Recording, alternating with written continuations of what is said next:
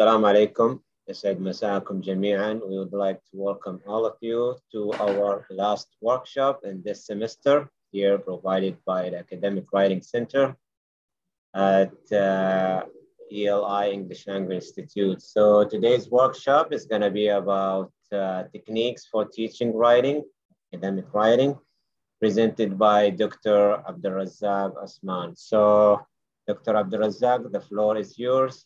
You may start now. Okay.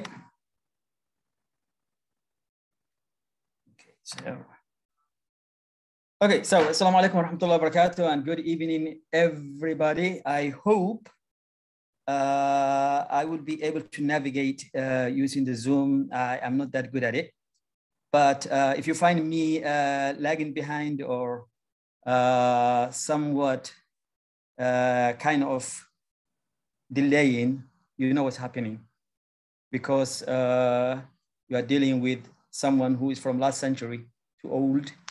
And also I left my glasses behind in the office today, so I may not be, so this is just a caveat that I would like to register.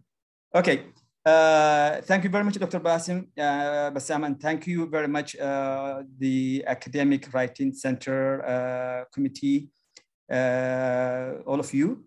And you have given me this opportunity to present this session.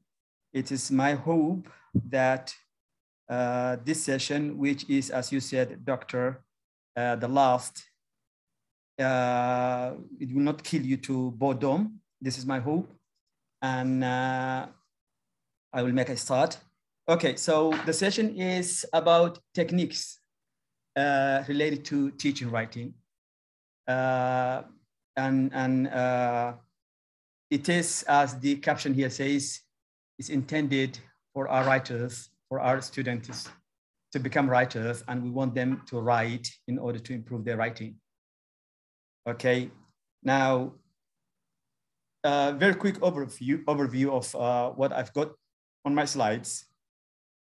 First of all, maybe a word or two about how I'm gonna proceed, and a couple of other sections in the presentation will be, as you can see on the screen. Okay, so we'll talk about ideas, maybe general ideas related to preparing our students for their writing tasks. And hopefully I will be sharing with you what is somewhat like my own practice rather than some kind of standard or general practice or established research-based writing-related techniques.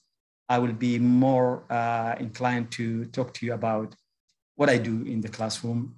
Now, I know many of you would say, so what are you doing here? Why don't you talk to other people? You know, and I understand that, but I just think that I will be sharing my ideas. Now, I know that I'm talking to the faculty, and you guys, you've been practicing, and you know all that is related to the skills that we teach. So my ideas here are just sharing with you what I think works for me in class. So I'm approaching this session as a practice sharing session. So that's my approach. Generally, I'm not gonna refer to any theories or any kind of research-based input that is out there, that is shared by experts. But mainly I am talking to my colleagues and people who are doing the same thing that I'm doing and in the same institution, and they know what I'm talking about. So I am hoping that I will be sharing with you, you know, ideas that you can say, yeah, this is a reality. This is something that we deal with. Now, in the meantime, I humbly request you to feel free to enrich my session with your experience and with your knowledge, and practice that works for you, and input that might also be, you know, great insights for all of us. So I'm not coming across like someone who's expert and knows this topic and this skill better than others. I'm not coming across like that. Okay, as we all know, our courses are driven by curriculum and textbook driven they are. We are not writing teachers or writing lecturers. We are language teachers, all of us. I definitely, I'm sure that you know what's the difference when you have a writing course out there in an academic setting, university, and you are the lecturer teaching students who registered for that course, and your focus is teaching writing to students who, enrolled into that course, then you are a writing teacher. That's given to native English speakers or people who are in different areas in the academia. And definitely, your job is just to help them refine whatever skills that these students want to learn about the area. So here our job is language teacher, but again, we are aspiring to help our students to become writers and to use the skills that's needed and the progress that they need to make in this skill. Okay, I'm sure that you can subscribe to this and agree with me that it is an obvious challenge to most of us students in this area. But here, we teachers, we may vary the way we present things and teach things as far as the techniques and classroom reality is concerned. But as far as the assignments and the curriculum and then textbook-driven arrangement is in place, then I don't think there's that kind of variety in what we present in our classes. But of course, then every teacher comes with his or her classroom reality ways of dealing with it. Okay, so as a caveat again, don't expect me to present the things that you don't know. You will not learn anything new from this, but I think that we will be just sharing ideas. Okay, to go forward, I have got a slide or two that slide here that is divided into different bullets, but it's like, I call it sentiments. Here, I'm trying to, see our thinking, how we think about these issues. And as I said, it's not from an expert. Some of them, of course, based on what I read or got from, reading here and there. But let me see. As I say here, which of the following is not untrue? And the double negative is intended. Okay, so look at this and have a look at it. And then if you want to share with us what you take on this is writing by nature demands more teaching, learning efforts. Is that something you find not so untrue? What do you think?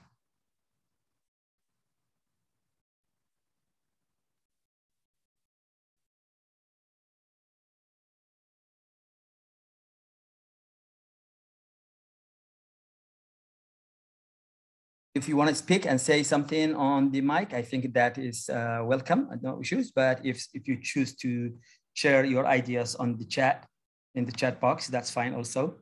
So the wording is too vague. Yeah, I know that, but okay. So let me try. How can I make a good writer if my language is not coming across that clear? Okay, so writing or the skill of writing demands from us, the teachers, and from the learners, more efforts. What do you think?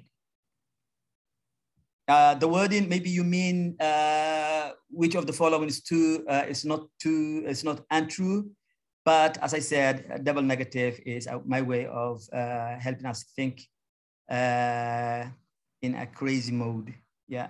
Anyway, this is one thing that you read books, you see people who have been teaching language for a long time. talk about this issue and then comparing skills, they will tell you that this is an area where most students, I think even native English speakers, when you're teaching them, I taught a course in writing in Atlanta, Georgia, and then I know that students who are native English speakers themselves may not find it as easy as we think for the native English speakers to, as a skill we're talking about, we're not talking about the language. Okay. Going back to my slides, I've got another slide here that says, this is, I think it's a reality. We all get students who can use the speaking, listening skills with a native-like, near-native competence, while their writing abilities are not as developed. What do you think? Do you find in your sections students that you would think that these are students who have completed their high schools in an English-speaking country? Yeah, but when it comes to the writing skills, you find something different. I'm not sure if I'm talking to myself. Thank you, Stephen. Okay, and it is a reality. I have seen so many times students, and even some students who never traveled outside the United States, Saudi Arabia, the kingdom, and whose English is so superb, their speaking skills. But unfortunately, when we want them to write a paragraph or two, we found them that was lacking for some reason. I don't know if you want to share with us any views concerning that. Okay, the next item or next bullet says, effective writing lessons are the sole integral component of our students need to improve their writing. What do you think? Would you like to add to it?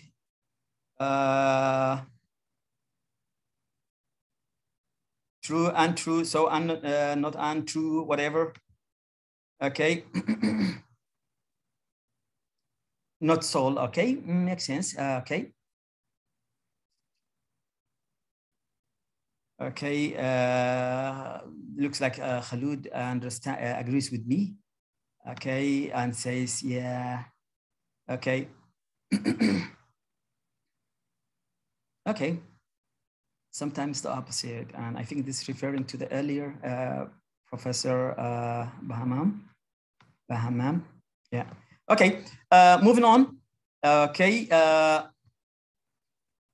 we've got, I think another bullet in the same one too. Okay, most students hardly experience a teacher who is actually interested in their written ideas.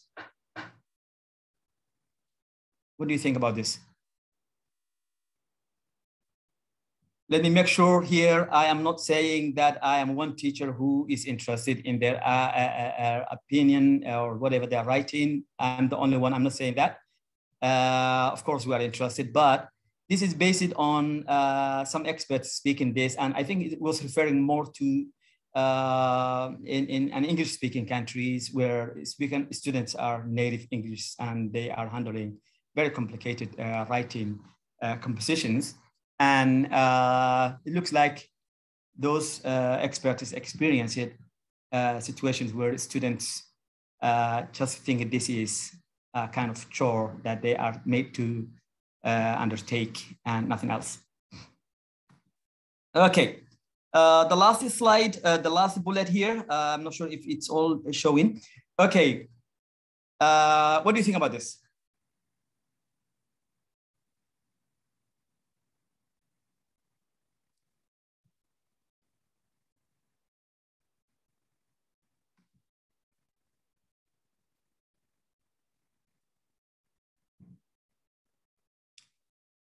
Okay.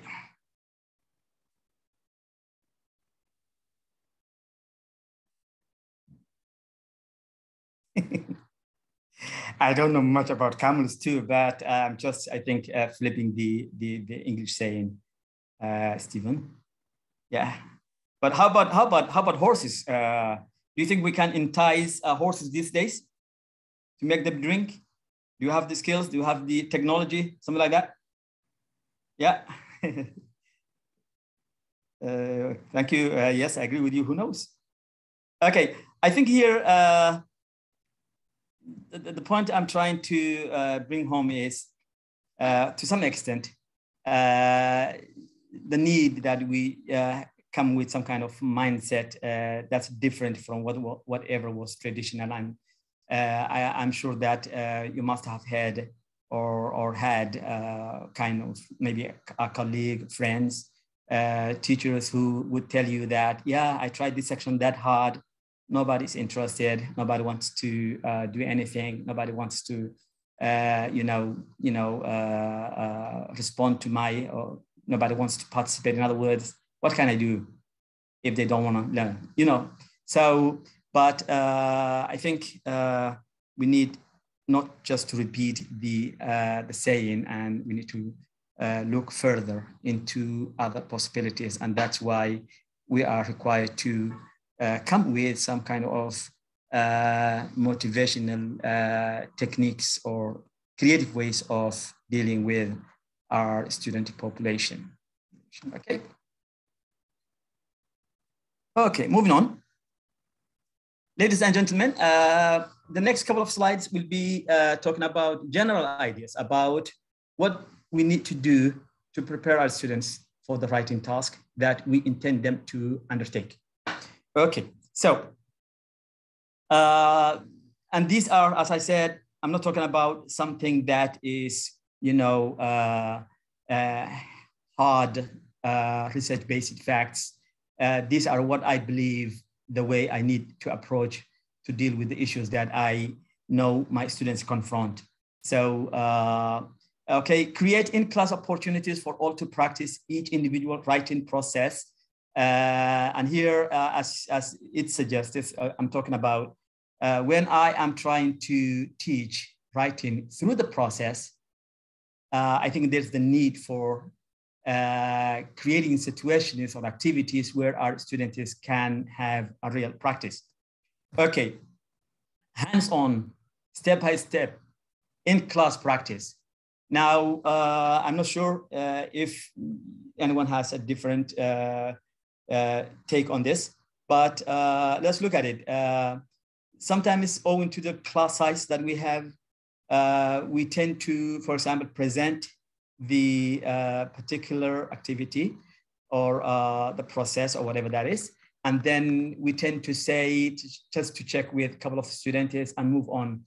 But I think what here I'm advocating for is to say that the more hands-on, step-by-step, in-class practice we give our students, the more possibilities or more chances there are for them to come forward and engage in the activities that we are carrying on. Okay. Okay, of course, students should be must be willing to engage in the process. And if they are not, tell me. My guess is as good as yours. So what do you think? What should we do in this case? They're not interested. They don't want to do anything. But what do we do? I think in my understanding, we shouldn't give up. We should be trying other or different techniques, whatever works. And I think at the end of this presentation, maybe the last couple of slides I have, I'm trying to share with you a student response to a couple of assignments that I gave, whereby the student was not that responsive to the instructions or the feedback that I was giving. So we'll see that. Okay. They need to write. They need to write. If they don't write, there's no improvement. Everybody knows. Everybody knows. We don't write, we don't improve. Writing is just like physical training. Maybe I'm not sure if that is a good example, but physical training, preparing for a match. You don't practice, you don't get ready for the match, you don't get it. So they need to write. If they don't write, if there's no homework, if they're not doing the homework, if they're not taking the writing or assignments very seriously, I don't know how much progress we can make, but we don't want to give up. Okay. As teachers, I think this is what I try to show seriousness and show that I'm interested in their progress and their success. And I think that helps motivational level as well as seriousness, and sends a message that most likely is very positive and helps them or makes them respond to our the movies or the. Okay, the habit of utilizing teachers' feedback. I think we need to train our students and train them in such a way that they get used to it, that they look at what did my teacher say about my assignment? Did they note anything? For example, if they are submitting through the blackboard, is there a comment that my teacher left for me? I think, and in my practice, I often say, hey guys, I want to check your blackboard and look at the comments for your assignments. Okay, so I think we have to train them, because this should be a medium that we need to communicate them with them the things or the ideas that we want them to improve, or the areas that they want them to improve. I think a couple of more bullets. Ladies and gentlemen, my colleagues, writing is such an obvious challenge. Okay, this is a reality. I think many of our students, they just decide to give up, quit trying it, look for other strategies for passing the writing exam and for getting marks on assignments. Is that a reality that you guys notice? What do you think?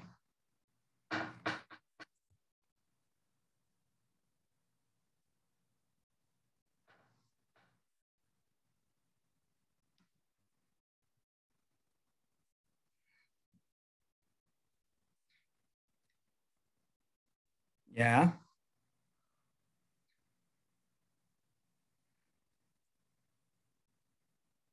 Yeah, I think that's a reality. And when students, they just decide to give you, for example, a Google translated text, and they just give you that as the assignment that you want them to give, and they tell you, this is my assignment, teacher, give me marks on it, give me marks on it. And I have seen students that I could tell that this student has certain difficulties, certain challenges that he thinks it's not easy to surmount on them, and then he or she just gave up. Yeah. So my understanding is that it is a real challenge, and that's why as I said in the beginning, we've got very fluent, native-like speakers. Of course, most of them, they will tell you that by just watching movies and maybe a couple of traveling here and there, but and you find their English so good, so fluent. But when it comes to writing, they can hardly give you a sentence that's correct. And I've got a few examples on that, but what I'm trying to say here is that this is a real challenge, a real difficulty for our students. What can we do about it? I think the first thing that we need to do about it is to identify what are the possible reasons for our students not to try. Why do they give up? What could be the reason? Is it because they have this kind of thinking, whatever I do, the teacher is going to tell me there's something wrong in my spelling, there's something wrong in my grammar, there's something wrong in my punctuation, things like that. Is it because of that? And then they just say, whatever, throw hands up. Yeah. Or certain cases, I don't know. Is it because they need help, but they didn't get the help? Yeah. What reasons do you guys think are there those of you who know the culture and our students more than I do, I really appreciate your input here.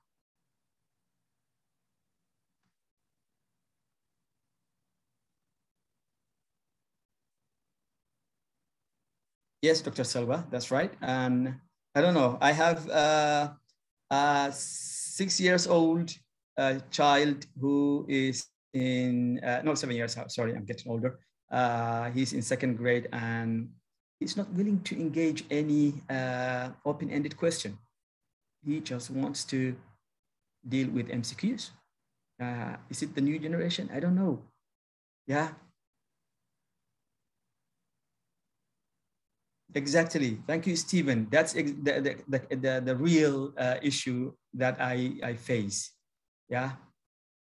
Yeah.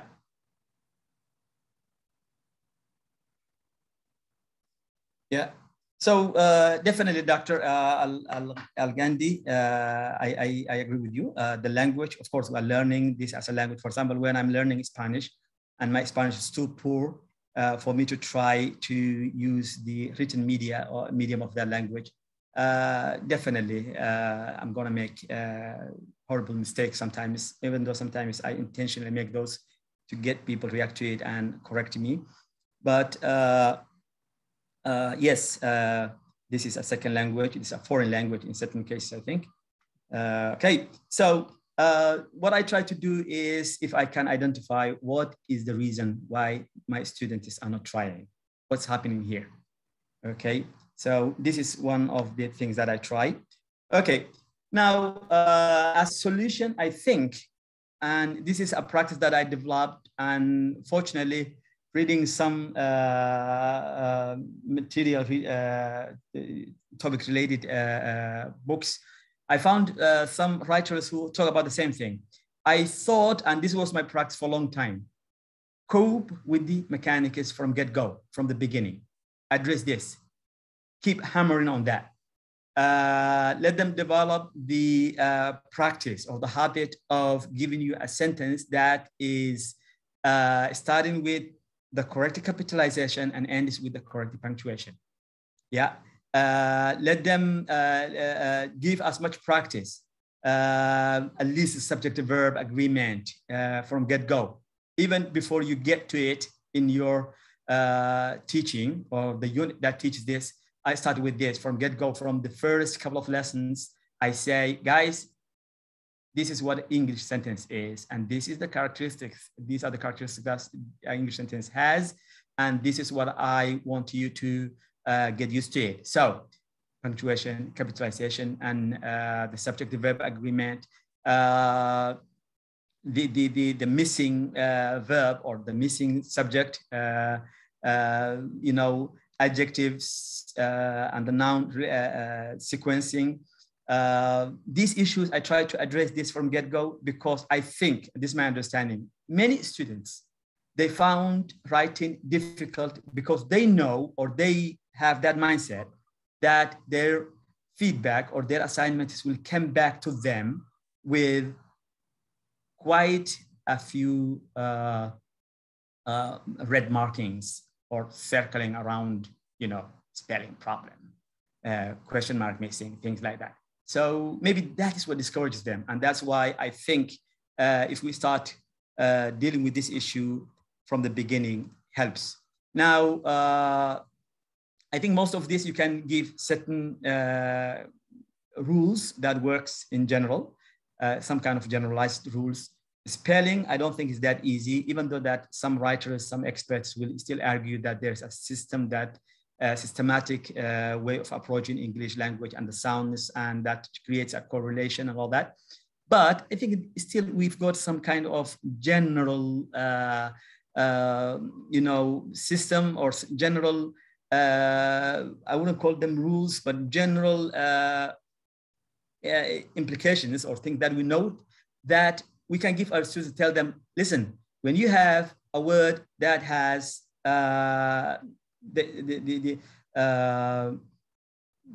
CVC short word with CVC consonant, verb, and consonant.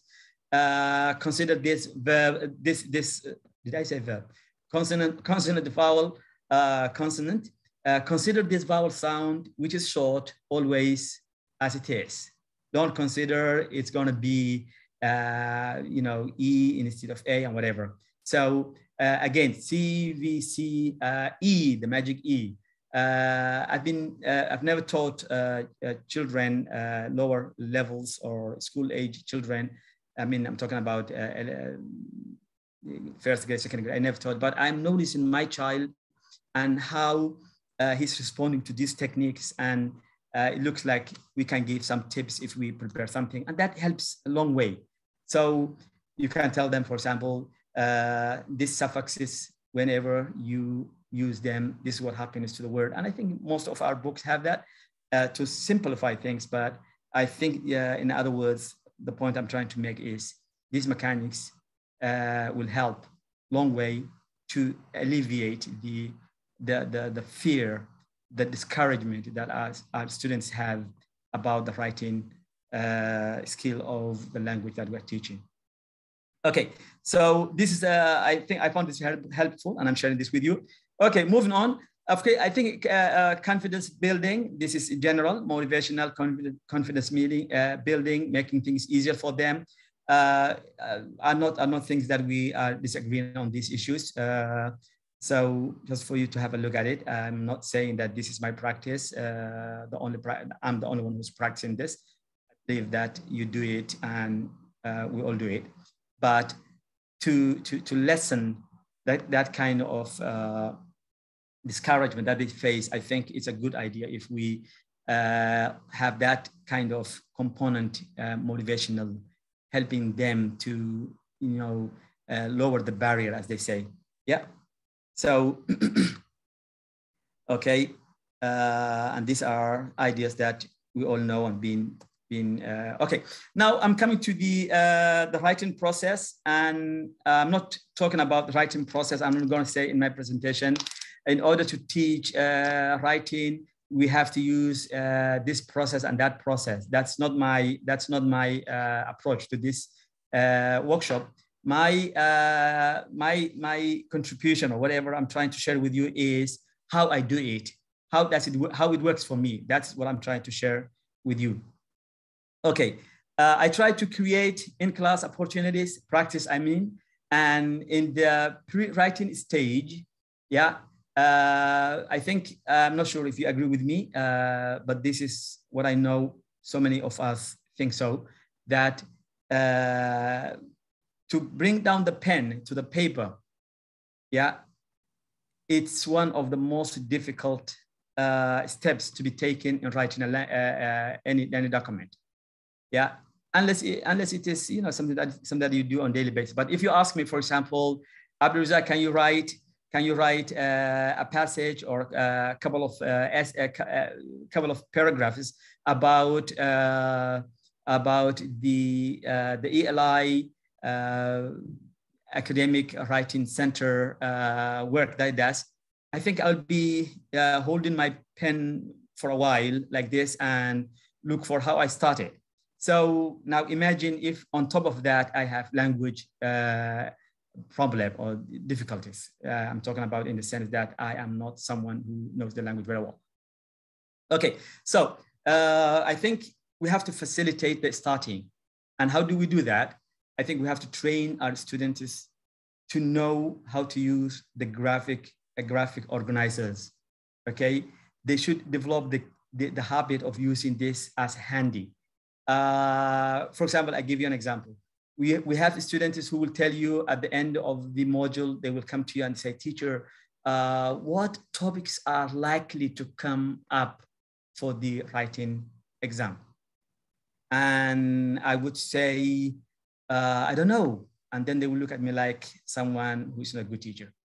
Okay, now I know that they get, someone who's guessing for them, someone who gives them some kind of writing expected topics for the upcoming writing exam. And they try to practice for that, hoping that this may be the topic. So 3, 4, different topics someone gives them, and they come up with this. Now, I try to tell my students is don't depend on that. Don't depend on that, on guesses or anything. All you need is just to know what you need to do when you know the topic, how you bring up the ideas. So again, the use of graphic organizers and training them. While they're looking or generating ideas, I try my best to, and I'm sure that you all do this, excuse me, we do the demonstration on the board with the help of students. And after that, after we show them how to do it, I don't leave it there. I create groups and ask them to try to do it. I give them different topic and I say every group, now I want you to go ahead, use this graphic designer organizer or that graphic organizer, or if we have been doing this for a couple of times, maybe 2-3 lessons, or I have exposed to them as many, what should I say, organizers, graphic organizers, I may say to them, now use whichever you like, but I want you to generate ideas, okay? Okay, so that is a practice that I try to give them. Again, next thing, I think after we get that, and they do that in groups and give me the feedback, we give them the feedback and help them to practice further into that. Then I move on to the individual level, individual students, help them to try it, okay? In this case, when we are in class face-to-face, I think it is a bit easier because you can focus on certain students that you know they are still struggling with this practice activity. But online, it's a challenge for all of us, and I am not sure. I just depend on whatever response I get from them, but I don't get much encouragement from them when we're doing this online. And presently, I'm teaching Aliyah online, so you can understand what frustration you're going to have when you have 48 students and you are talking to 2 of them and nobody else is responding or saying anything. And then you want them to practice this. But anyway, if it is in face-to-face setting, you can always do this and focus on those students that need further help and work with them. But again, my point is help them to practice as much as. Now, why am I doing this? The reason I'm doing this is to make it that it is very comfortable with them.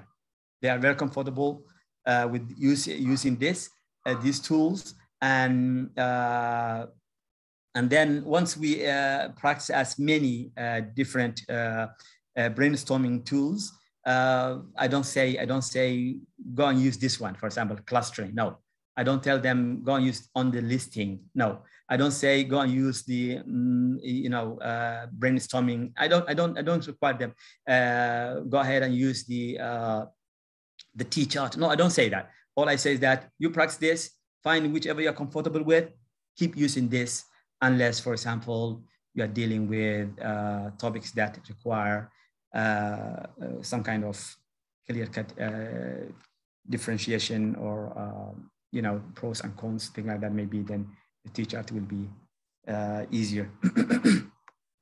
Okay. So that's what I do. I try my best to do that.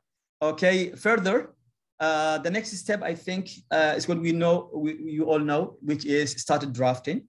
They have to do the sloppy copy, and of course, a process we all. But what works for me while they're doing this, again, give them as much practice. Okay. So I try to have some kind of stage, different activities. When they start writing or drafting, we know that, for example, let me just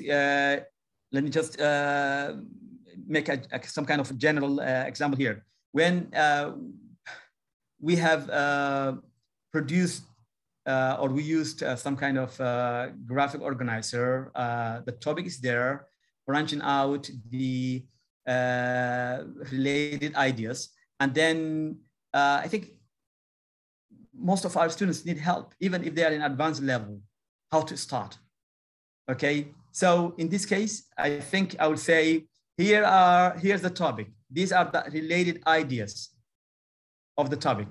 Okay, now the first step is, let us go ahead and make or write down the topic sentence for this. Yeah, so now, of course, elicitation will be helpful rather than telling them why I use this or that. I will keep telling them and reminding them, okay, you're talking about only Messi, but I think the topic you're talking about is the match in general. So if you say Messi scored 3 goals in that match, and we're talking about in general the match, so is there a better topic sentence that you need to think of? So we take time to frame the topic sentence. Next thing, if we succeed doing that and students find helpful, then we move to the next stage, which is form sentences using the ideas, the phrases, the individual words that is on the that came up during the brainstorming stage. Okay, so how do they form sentences using those ideas? For example, you have students talking about the topic of my family. Okay, so the ideas that came up is that the members of my family, my siblings, my parents, the jobs, and for example, where they live and all that, where the family lives. Now, when you have one word, my sibling, related to this topic, I help my students say, okay, I want you to put this in a sentence and say, I have how many siblings? Okay, my sisters and my brothers. Okay, how many brothers and how many sisters do you have? And my parents,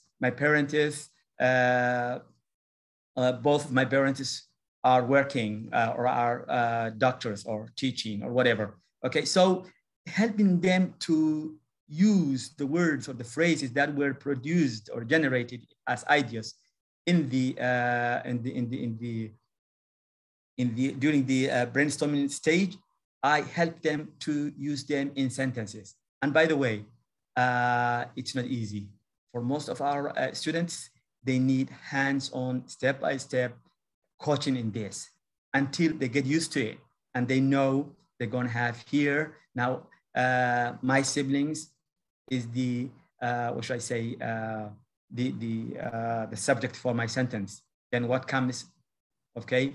No, I am the subject of this sentence now, and I'm going to use the word my siblings. So they need lots of help in this, and trying my best to teach them how to do this has been very helpful, and I found it very helpful, as I said. Okay, more or less, I think at this drafting stage, I make sure that every element of the drafting, I don't say, go ahead and write.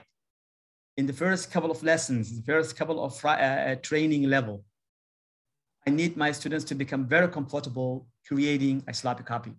Yeah, so how can they, after they gave me 4 or 5 different sentences, can they now connect them using cohesive devices? Okay. Do I want them to also use particular input or language input that was there? Yeah, in the lesson, and I want them, remind them, ask them to try to use that. So those are the things that I found very helpful to teach them at this stage in the process writing of producing the draft. Again, when the topic is, for example, when the topic is an emotive writing topic where they're talking about their own personal feelings and understanding and personal ideas and experience, whatever, I try to say, hey, you need to describe this, how you felt. Can you describe this? Use feeling words. Yeah. Another area that needs attention that we need to help our students, I think, is the expanding what they wrote. For example, when we want them to produce over 200 word limit, yeah, and they look at that and they become, you know what, where am I going to bring this from, all these words, yeah. So how to expand? For example, he wrote or she wrote the sentence, I have 5 siblings. I would say, now you need more words, right? Expand it. I have 3 brothers and 2 sisters. Okay, now expand it further. My eldest brother is, okay, he's, you know, I help them to expand like that. Okay, now you may think that it's a way hand holding, but I found it very helpful to start teaching these steps step by step early in the course, and when techniques, I found them very helpful. Okay, ladies and gentlemen, after we have completed this other process or this stage of the writing, we move on to the revising. Again, I'm not telling you that there's a revising stage. You know that, and you know what it takes. But what do I do to help my students develop this skill of revising their writing, their output? Yeah. So at this stage, I think I trained them to use the checklist and check it against the checklist. That's as you know, in our academic track books, we've got that checklist that's there for the writing, for the speaking. So I try to train them. Hey, don't forget to compare whatever you wrote to the checklist and check if you have everything in. Yeah. So it's a training, matter of training them. Okay. Next thing I found very helpful was to help my students to develop the habit of self-critiquing. You know, they need to ask themselves the question: did I do this? Do I have it? Okay. So before they wait for the teacher to tell them what's missing, I think it's very helpful, and it helps a lot. Yeah, it helps a lot. Okay, so they need to ask themselves the question: is my focus on the topic? Did I get out of the topic? Okay. After all, am I addressing the topic at all? I used to have students, you say, for example, write about a city. Or yeah, I think that's some question like that in one of the exam prompts, write about city. And then the students write about Jeddah is my town. I live in Jeddah. I like Jeddah, and all of this. And you know, the focus is kind of people kind of not really on focus. Yeah. So train them to do that, I think, is very helpful. Okay. Okay. Again, the topic sentence. They need to check: did I use what's missing? Did I use this and that? All my sentences relevant. My ideas well developed, especially those high levels. Okay. Any gaps for the reader? Okay. Again, when the prompt is asking for this, persuade the reader. Did I do this? Inform the reader. Did I do this? Okay. Address. So did I do this? They need to ask, and they be trained. They should be trained to use that skill of revising their writing using that self-critiquing questions and digging into what they wrote. Of course, we know at this stage, revising stage, we are focusing on the overall structure, the organization, the content. And this is what we are focusing. So our students, they need to be directed that way and told that, hey, I don't want you to now limiting yourself. Don't limit yourself by just talking about or focusing on the spelling and things like that. I want you to look at your ideas, the ideas that you produced. Are they convincing? Do you need to make more argument? Are you out of topic? Do you need to give more information? So I think, yeah, I found that very helpful. The teacher's feedback, I think we need to train our students to use the teacher's feedback.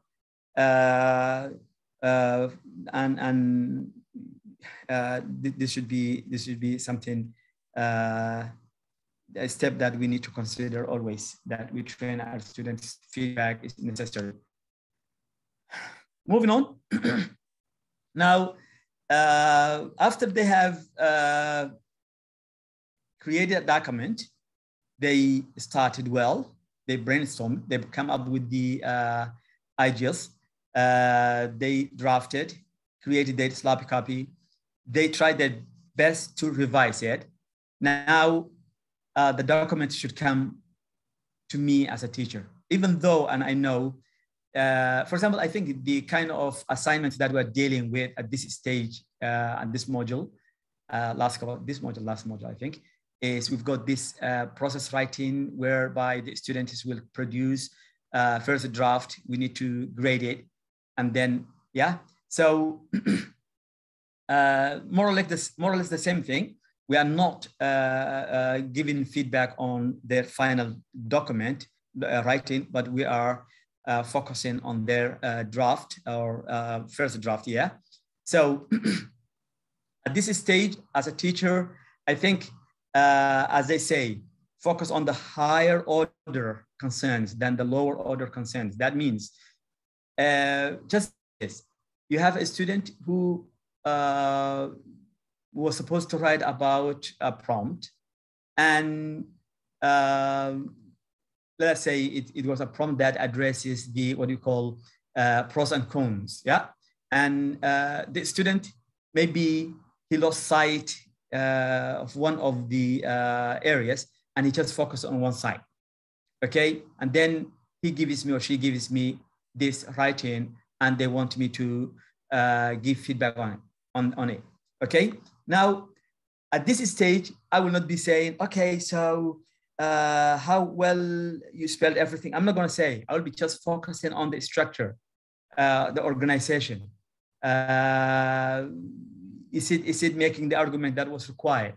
So I'm not ignoring the errors that may be there, but I will be focusing more on the general organization of the writing the paragraph, the elements, how many paragraphs he was supposed to write or she was supposed to write. Is there a effective topic sentence? Is there conclusion that sums up very well? Or if it was an essay type, did the student produce that paragraph that helped to introduce the topic? Did the student conclude everything with a paragraph? Things like that. So I will be focusing on the structure more, and then the ideas, the content, and then I will not bother at this stage. I will not be looking at how many spelling errors or mistakes there are, and how many sentences are lacking the subject or the verb and things like that. Okay. Moving on, my comment, if I give a comment, and I try to do that, will be intended to help foster improvement, that students, their future writing, future composition is gonna get better. Yeah, so that's the focus. I need to also, at this stage, I need to see if the student has made a particular improvement in a particular area, and that I would as well acknowledge, remind him or her, celebrate, and encourage, give very positive feedback on that. Say that, hey, you know what, your sentences are coming along in such a way that they are very strong sentences now. your wording is improving, things like that. So I need to make sure that I'm sharing that positive feedback with my student. Okay, I try, and I'm sure we all do this. I try to train my students to focus or use feedback that is given for future writing. Yeah, and and that should help them to improve further. Okay, just keeping an eye on the time. I know I'm talking boring, that I don't see much interaction, but at this stage again, when I'm giving feedback on the first draft, I would say the difference between a language teacher, yeah, and a writing teacher. Okay, so here writers talk about and say, for example, a language teacher is kind of focusing most likely the linguistic errors in the document, because they are focusing more of the sentence and how it's formed and all that. So they forget about the higher order of the writing. So the suggestion here is that we need to wear that hat, whereby we say, okay, let us see if we've got the kind of composition that comes across as a good, effective writing.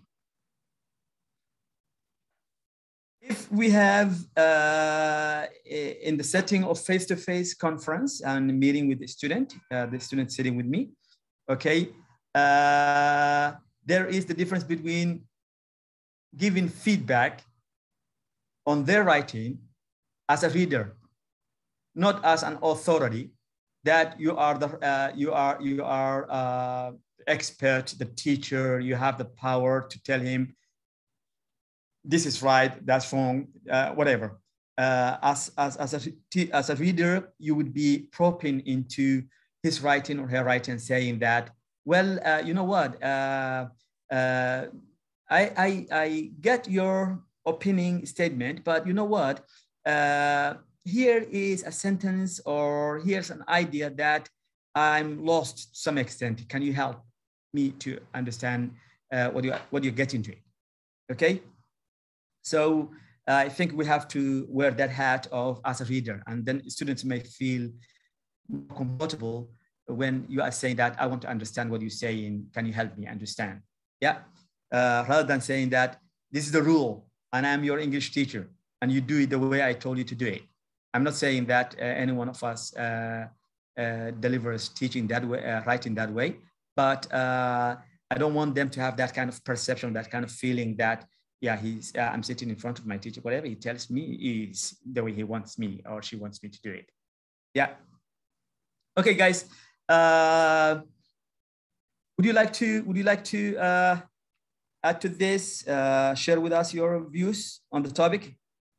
Okay, Mahasin Hijasi, I guess he will look at the chat after. Me, I'm sorry. Okay.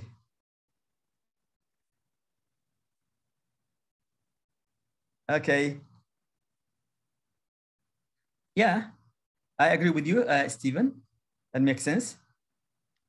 Yeah, but again, helping them to have that kind of the structure of their writing, and practice more on that.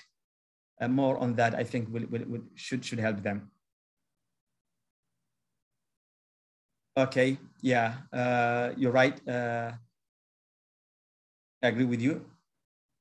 And this is Hassan. Yes, I'm sorry. I'm sorry by guys delivering the lecture type session. Okay, I told you I'm an old man. I belong to last century, so that's the reason mainly. Okay.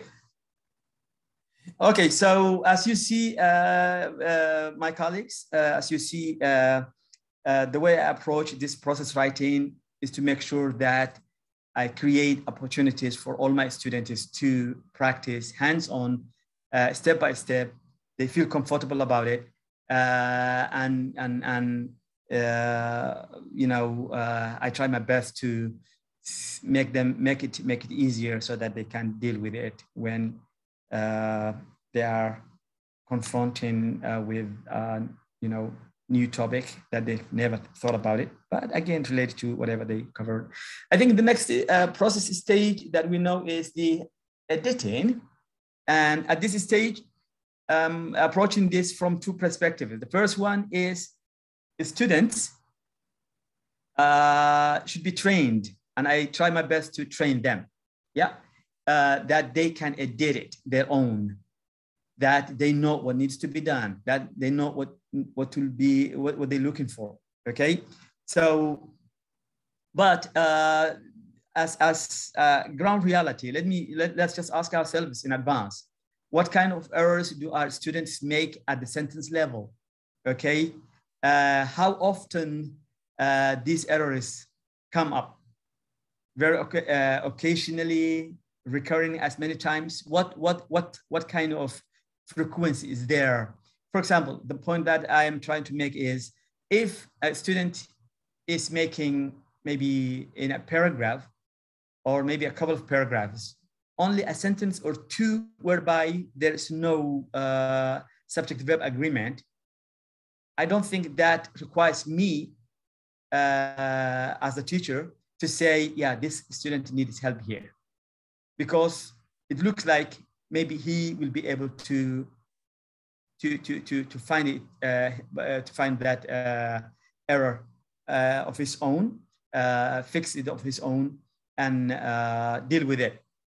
All I need is just to teach him better proofreading skills, better editing skills. I think that is what I'm trying to get to here. If I know, if I look at the student's paper and I found out there is a kind of sentence level error that's coming once a while, I don't need to say, hey class, I need to reinforce this again and talk about this. No.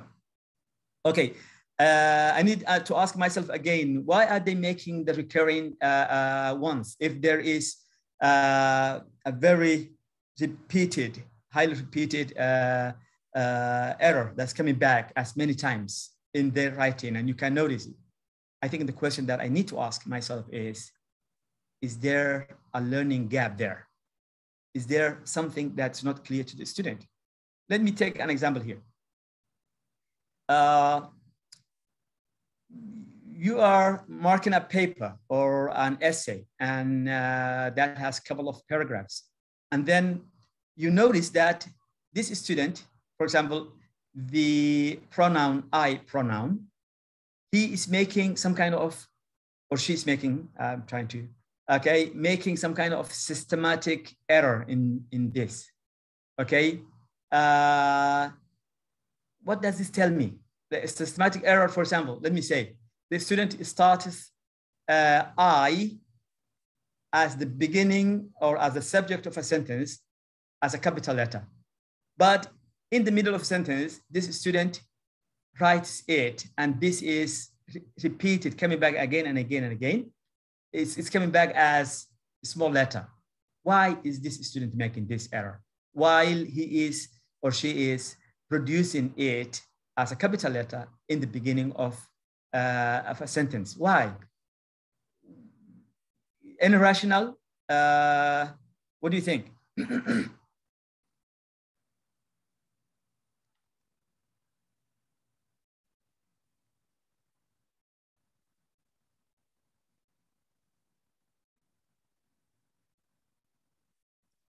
Yeah, Dr. Salwa, right. I mean, people or students missing to follow the feedback. I think that is take on this. Yeah, Rida, you're saying punctuation and run-on sentences, issues, physics that are coming again and again or recurring. Okay. Yeah. So Hello. Yes, hi. Yes, yes, ma'am. So would you please just repeat the question? Yeah, the question I was trying to put forward was, if we have a student And here I'm taking an example. A student who is in his or her writing producing the pronoun I as with some kind of a systematic repeated error. For example, the student begins a sentence that begins with I, or that I as a subject, as a capital letter. But if I happens to be in the middle of a sentence, the student is writing it as a small letter. I guess it's a typing problem, or we can say it would be a typo, because they are using their cell phones for chatting, and social media is a big issue these days. So I guess this is why. So, but we have to consider that. I don't know. A good solution for that, I guess, is that we give them like a test with many errors or mistakes, and they will fix them. So, for example, today, I felt like my students were getting bored because we start like each unit with punch of, or we can say 4 pages of words, new words. And I started the first page and we finished all of them. I let them, read the word, do drills, read the definition, read the sentence, and make their own sentence. What I have noticed is that I asked them to, do the rest as a group work, like circles. And they started writing the sentences on the board, and I divided them into 4 groups, and they started to write like a sentence for each word. And after that, I asked them to, okay, today you are the teacher. It's not me. Go and fix others' mistakes. So in this case, they will see that they have like some problems because it's like a habit right now these days. It's related to typing. So I guess we should have like a class or something to treat to fix this problem, because they don't notice it. They think that it's fine. It's fine if I write the pronoun I as small, not capital, right? But no, of course not. So just a comment. Well taken. Agree with you, Doctor. Okay, so typo, yes, I think that's a very valid reason why they should be doing this systematically. But I've also noticed, I don't know, there was a case where I checked with the student and I said, this is what I noticed in your writing. What's happening here? And I had that feeling myself. It was maybe... Yeah, so they should have the chance to point out the mistakes. So it's self-learning. We have to build this skill. Yes. Sure. And giving them as much practice for them to learn and know what needs to be corrected. I agree with you. But in this case, the student, when I checked with him, he came with a different rationale. You know what he said? He said, teacher, you taught me that when I start a sentence, I have to start it with capital letter.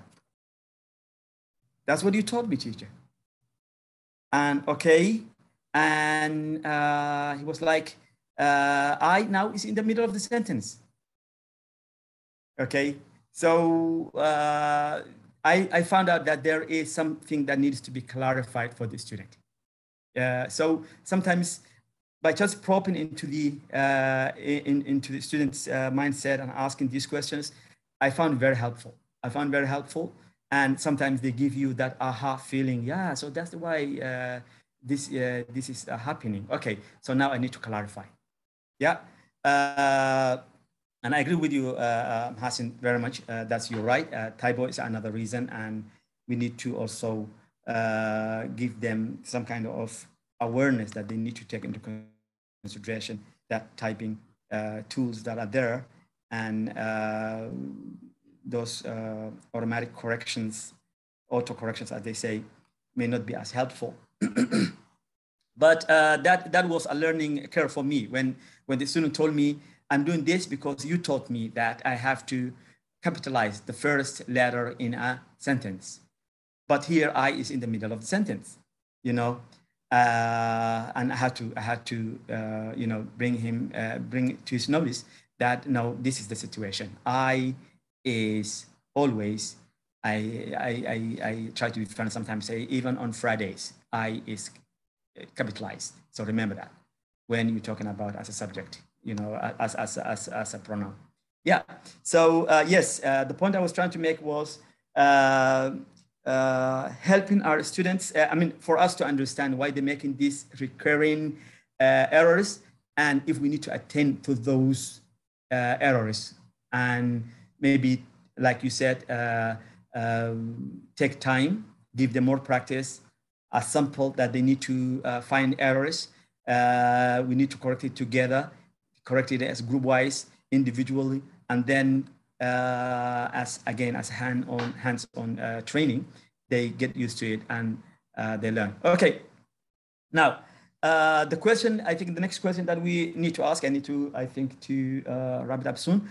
The next question I think that I need to know before I ask them to edit is, can my students fix their own errors? Can they find them and fix them? Okay, so if my answer is yes, fine. Now, there are cases where you find the students who don't want to find them and who don't want to fix them. Now, we're not blaming anyone. I think it is the new reality we live in. The new generations, the younger people, they have their own priorities. How many people are responding to their tweet here and there, and who's saying what? That's more important than what we're talking about. Yeah. So they think that we are kind of people who belong to, you know, the dinosaur age and talking about things that are not relevant to their life. But I've noticed students who might not make the effort, who don't want to try. And even if they can find it, they don't want to do it. So I'm not saying that there are many, but these are cases that I found myself, and I found it. I need to motivate, try this and that. I don't know how successful I am when I have 48 students in one section of learning in my class. Okay. Now, this comes across like funny maybe, but again, there are cases where students think that we are the only ones who care about errors or sentence errors. Yeah, remember, in modern social media, it's the message that's important. How they said it, I don't think anybody cares about. How, you know, they don't do much editing. There are standard ways of typing, feeding information into the message and just sending it. And then people are just responding to your whatever they understood. And they hardly, you know, I'm talking about who cares about this? Only the English teacher. That perception is there. And I think that makes some students, okay, teacher, out of respect, I try. They don't say this to you, but for me, it may not be important. Yeah, you know, the kind of feeling that you get. You come to him, you say, hey, Abdullah, these are a few mistakes that I noticed, and I want you to correct them and see if you can, you know, fix this. And then the document comes back to you with the same errors, and you say, Abdullah, what happened? And it comes with an excuse. Tell me what you can do. In case that's the situation and you feel that's the situation, I think we have to try to motivate. I think we have to take them to the bigger picture and show them the bigger picture, the bigger reality, that what we are training them for is not for my English class. It's not the mark that I'm giving you now. I want you to be dealing with the world out there, the people out there. And you will be dealing with this professionally, socially, business-wise, career-wise. Now, the kind of errors that you get used to it and you don't attend to can have that kind of impact on your status. Maybe as, you know, a hardworking young man who wants to be promoted. And then whenever you are producing a document, your boss or your manager or they just notice that you are not serious about fixing your own mistakes or your own errors, and they make the decision that this guy cannot be given that position. Okay, so I think we have to bring them to the ground reality. We have to tell them that even though you may think that these are just for the class exercises and activities, I want you to notice or to be aware that soon after you graduate, or even during your academic journey, you may be confronting with these damaging, recurring errors that can affect your standing in as many ways. You know what I mean? Okay, so I think this is very important, and I got this quote from John Bean. Okay, now students, after I try to fix whatever I think they cannot fix, whatever knowledge gap there is there for them, try to fill it, try to motivate them. I think after that, it's for them to go ahead and do the work, and which is check it against the checklist. And can you find your own errors? Go ahead, find them, fix them. And as a teacher, in my case, I don't need to, mark for them and say these are 4, 5, 6 errors on this page. So no, the better training will be teach them to do it. So ask them, just to be funny. Okay, do you have the full stop or the period at the end of every sentence? The correct punctuation, okay?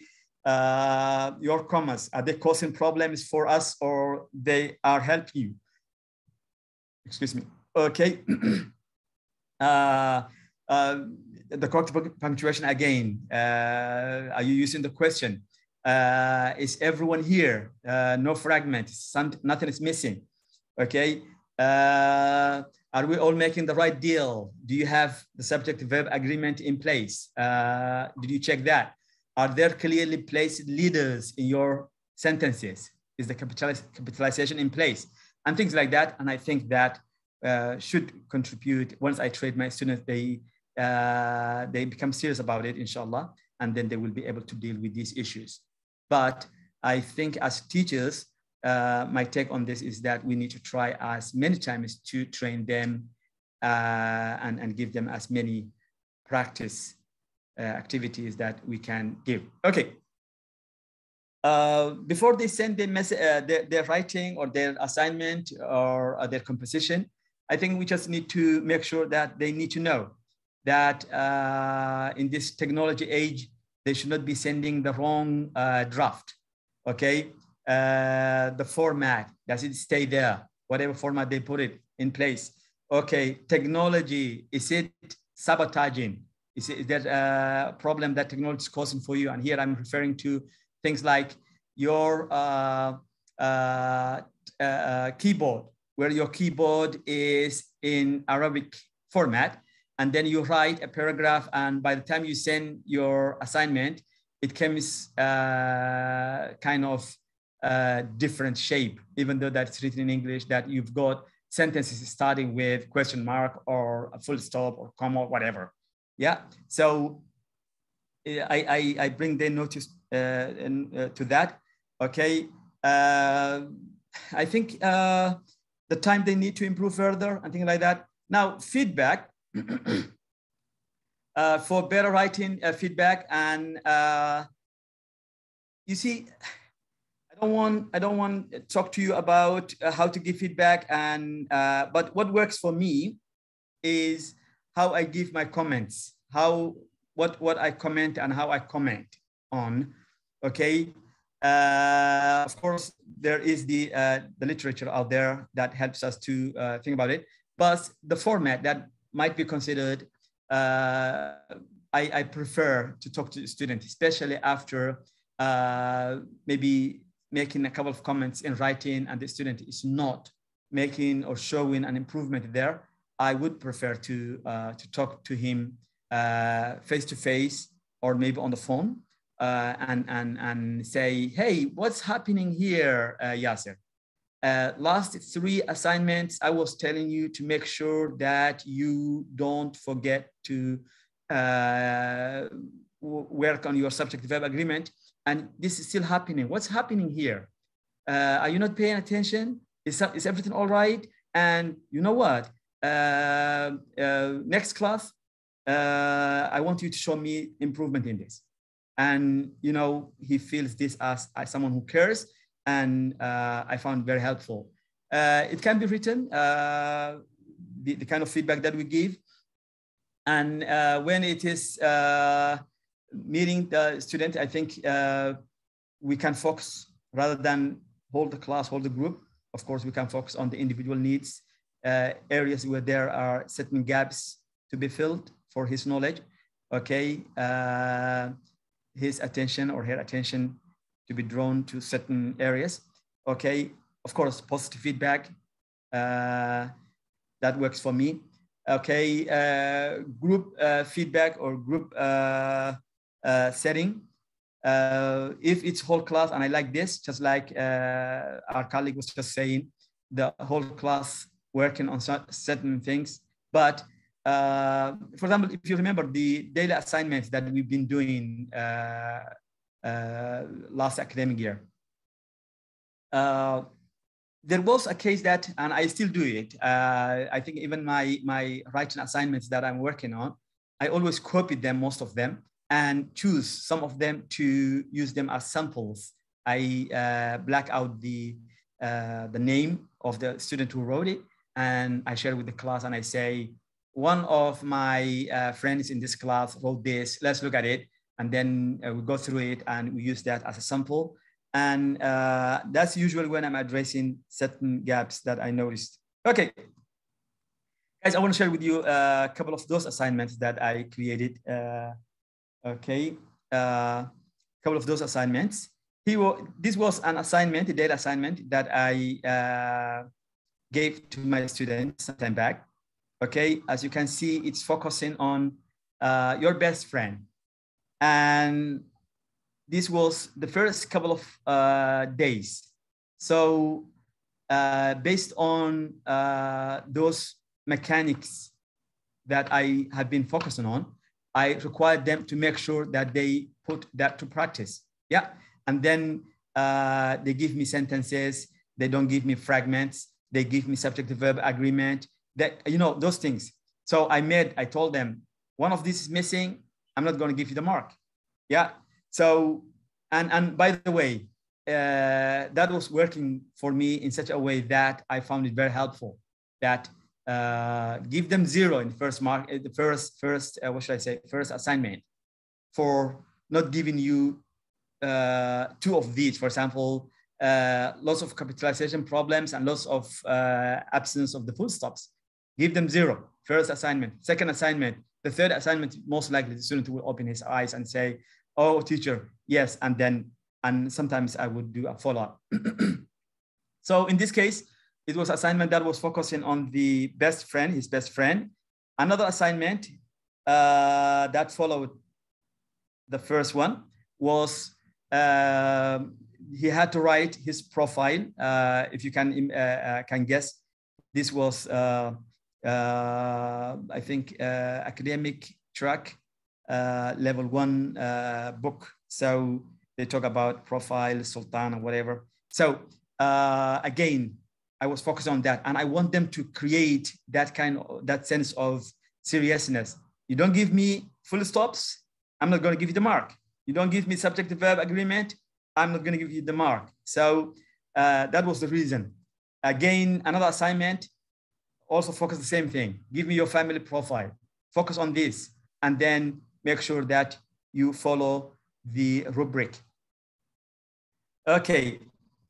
So as you can see, there were a couple of, but here is one student. Okay. This was his first assignment. There is 1 or 2 major recurring error here, as you can see. And as we don't have time for interaction, I think I'll just say punctuation error, highly recurring problem. And then based on that, maybe capitalization issue. Okay, so I gave him the feedback. I told him, make sure you separate your sentences with period or full stop. Remind him something, I don't know if I can move this. It's too low, it looks like. But yes, I draw his attention to that. Second assignment, I think this was the one that was focusing on what? On his profile. So again, the student is giving me sentences that are not being separated. Yeah.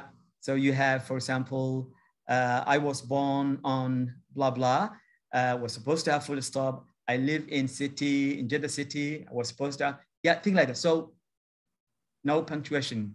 And I want them to have that habit. It's not coming. Remind him again. Give him some kind of encouragement. Okay, assignment number 3. And by the way, this was not the red ink that I used, I think when I was highlighting, I made a mistake here.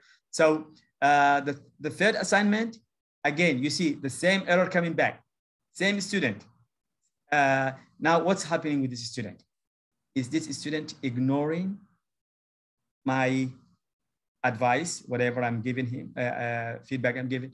And if you want to know, did he see these comments? I was asking him in class and say, for example, I would send him a private message and I would say, Mr. Sherry, I want you to go ahead and check your assignments, that like your last assignment, look at the comment and tell me that you have looked at it and you see what I wrote. And he would do that and get back to me and say, teacher, I see it, thank you, I'll check it. And teacher, I promise next time it's not gonna happen. So third assignment, fourth assignment. Now tell me what's happening. I think this at the end of my presentation. I'm sorry for making it successfully boring, but that's what it is. Thank you for your participation. And I think I just did what I'm good at, which is to get you bored. And thank you for being with me. Well, wonderful. Thank you, Dr. Abdulrazzaq, for this very informative and full of practical implications of how to teach writing and use using different techniques teaching writing. So I shared with you 3 links. The first one is the evaluation form, and the second one is our booking system. You can share it with your students kindly. And the third one is our YouTube channel. And again, you can feel free to share these 2 links with your students. So now we have 2 minutes for a couple questions. Please open your mic or post it here in the chat box. So thank you again. Thank you all for attending the workshop. And again, this is our last workshop this semester. Expect an email from us asking you for feedback and feedback about the center. So any questions, comments, suggestions?